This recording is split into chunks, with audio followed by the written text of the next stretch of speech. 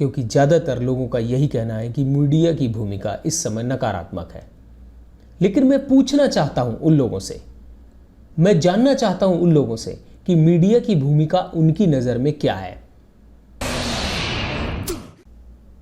नमस्कार दोस्तों, आप सभी का स्वागत है।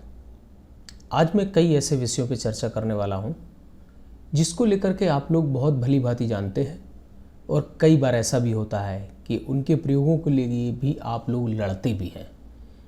कई बार ऐसा हुआ है कि लोगों को मैंने कहते हुए सुना है कि मेरी ये आज़ादी छीन ली गई या मुझे बोलने नहीं दिया जा रहा है। जी हाँ, मैं बात कर रहा हूँ अभिव्यक्ति की आज़ादी की। ये क्या है? अभिव्यक्ति की आज़ादी क्या है? संविधान के अनुच्छेद 19(1) के आर्टिकल में सभी को बोलने का अधिकार। अधिकांशतः लोग यही समझते हैं कि अभिव्यक्ति की आज़ादी बोलने के अधिकार के अंतर्गत आती है, लेकिन आपके मूल अधिकारों में प्रमुख तौर से और भी कई अधिकार हैं जिसमें आप अनुच्छेद 19(1) आर्टिकल के अंतर्गत जब आप उसको पढ़ेंगे और समझेंगे तो उसमें कई ऐसी चीज़ें समझ में आएंगी और बताई गई हैं कि आपको किन किन विषयों की आज़ादी है और आप इस भारत देश में इनका प्रयोग किस तरह से करते हैं। आमतौर पर देखा गया है कि सभी नागरिकों को बोलने की आज़ादी है। भारतीय संविधान अनुच्छेद 19 आर्टिकल 19 में यह अधिकार दिया गया है नंबर 1 पर कि सभी नागरिकों को वाक स्वातंत्र्य और अभिव्यक्ति स्वातंत्र्य का मूल अधिकार दिया गया है। इसका तात्पर्य है कि आपको बोलने की आज़ादी है, आपको अपने विचार रखने की आज़ादी है। यह इस देश में यह आज़ादी मूल रूप से दी गई है। इसके अतिरिक्त दूसरा पॉइंट है शांतिपूर्वक और निरायुध सम्मेलन का। इसका मतलब है कि आप कहीं पर भी अपना एक सम्मेलन कर सकते हैं, बड़ा कोई कार्यक्रम आयोजित करते हैं तो यह भी इसी आज़ादी में शामिल है। तीसरा है संगम या संघ बनाने का।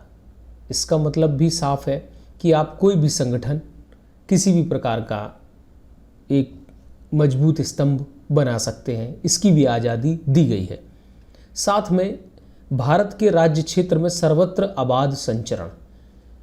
स्पष्ट तौर पर आप हिंदुस्तान के किसी भी कोने में घूम सकते हैं, आ जा सकते हैं, और यह आज़ादी आपको दी गई है। भारत के राज्य क्षेत्र के किसी भाग में निवास करने और बस जाने की आज़ादी। इसका भी साफ है कि यदि आप हिंदुस्तान के किसी भी कोने में आप रह सकते हैं, अपना घर बनवा सकते हैं और आज़ादी से रह सकते हैं। ये तो प्रमुख तौर पर मैंने आज केवल आपको आर्टिकल के बारे में बताया। मूल उद्देश्य यहाँ संवाद करने का कुछ और ही है। इस संवाद में प्रमुख तौर पर यह देखा गया है कि आए दिन लोग ये कहते हैं कि मुझे बोलने नहीं दिया जाता। कुछ लोग कहते हैं कि मेरी आज़ादी छीन ली गई।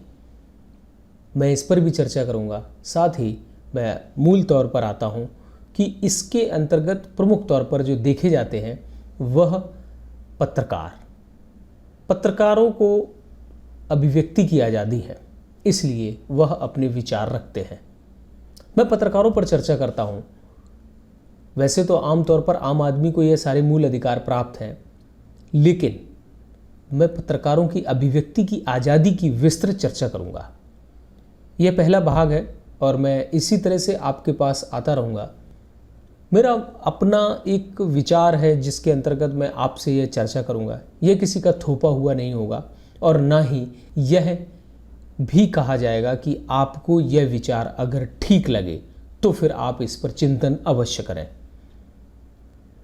अभिव्यक्ति की आज़ादी में प्रमुख तौर पर जो पत्रकार आज की जो मीडिया की भूमिका है, यह अभिव्यक्ति की आज़ादी में कई प्रकार से बटी हुई है।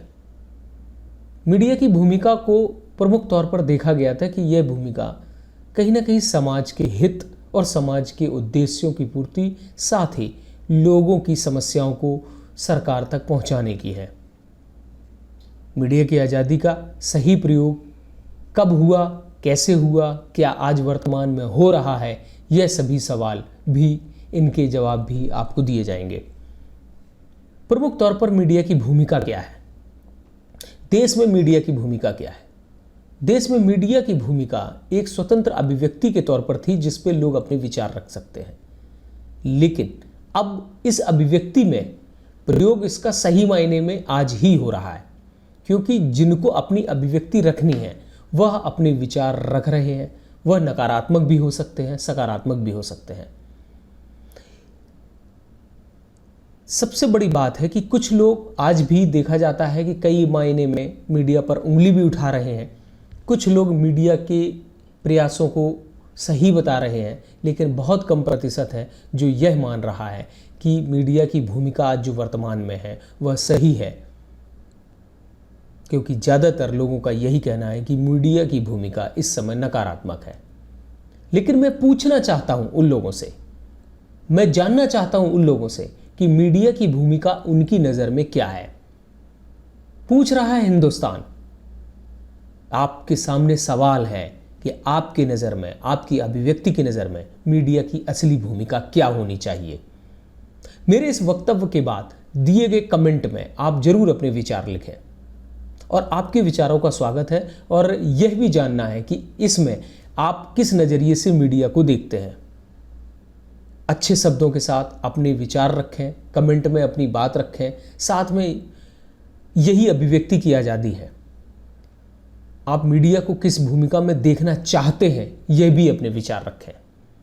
इसके बाद मैं अगले संवाद की चर्चा में यह भी स्पष्ट करूंगा कि मीडिया की भूमिका देश की आज़ादी से लेकर अब तक कैसी रही और आगे कैसी रहने की संभावना है और आज वर्तमान में क्या है। लेकिन सबसे पहले आप अपने विचार अवश्य रखें, और अगले संवाद के तौर पर अगले सवालों के साथ मैं फिर आऊँगा। लेकिन ध्यान रखिएगा, यह सभी सवाल हिंदुस्तान पूछ रहा है।